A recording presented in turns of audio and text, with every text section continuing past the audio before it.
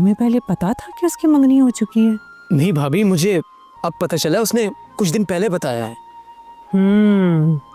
ये तो तय है कि उसे भी तुम्ही से प्यार है और शादी भी वो तुम्ही से करना चाहती है, वरना वो तुम्हें पहले दिन ही अपनी मंगनी का बता देती। भाभी यही तो मैं कहना चाहता हूँ, आप पूरी बात समझ रही हैं ना?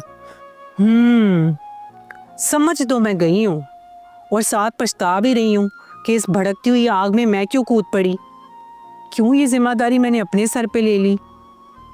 खैर, जो अल्लाह को मंजूर। उसकी कोई तस्वीर तो दिखाओ या कोई सेल्फी, कुछ तो होगा तुम्हारे पास, मैं भी तो देखूं मेरे झगड़े किससे होने हैं।